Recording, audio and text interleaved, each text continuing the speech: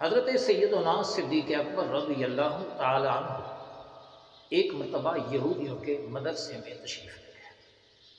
ان کا اجتماع ہو رہا تھا، بڑے سارے یہودی وہاں پر جمع ہو چکے تھے اور ان کے بہت بڑے عالم فخاص بھی وہاں پر آئے ہوئے تھے۔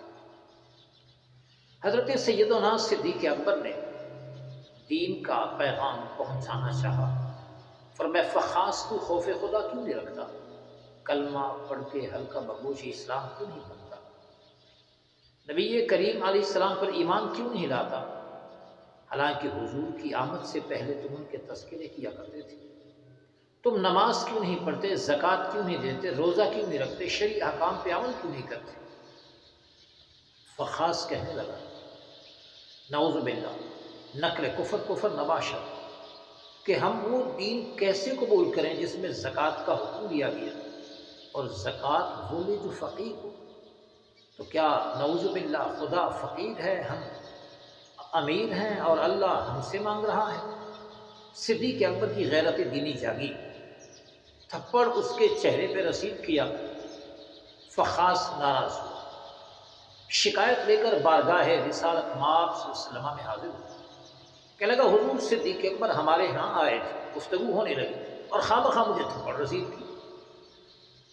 سیدنا صدیق اکبر بارگاہ رسالت میں عرض گزار ہوئے، حضور میں نے تھپڑ ویسے نہیں مارا، بلکہ اس بدبخت نے اللہ کو فقیر کہا، خود کو غنی کہا، اس کی یہ گستاخی مجھ سے برداشت نہ ہوئی اور اس کی یہ گستاخی صدیق کی غیرت کو مزید تیز کر گئی، تب میں نے اسے تھپڑ مارا۔ ابھی یہ گفتگو ہو رہی تھی، صدیق اکبر اپنا موقع پیش کر رہے تھے اور وہ صدیق اکبر کی گفتگو کا انکار کر رہا تھا۔ رب کریم نے قرآن مجید میں صدیق اکبر کی تصدیق کی کہ صدیق ٹھیک فرما رہا ہے۔ فرمایا لقد سمع اللہ قول الذین قالوا ان اللہ فقیر ونحن اغنیاء۔ رب نے فرمایا تحقیق اللہ پاک نے ان لوگوں کی بات سن لی جو کہتے ہیں کہ اللہ فقیر ہے، ہم غنی ہیں۔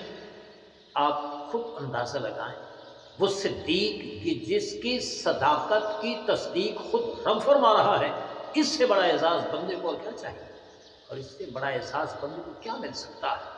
اس لیے صدیق اکبر کی صداقت پہلے بھی مسلم تھی، آج بھی مسلم ہے، قیامت تک مسلم ہے، بلکہ قیامت کے بعد بھی صدیق اکبر کی صداقت مسلم ہے۔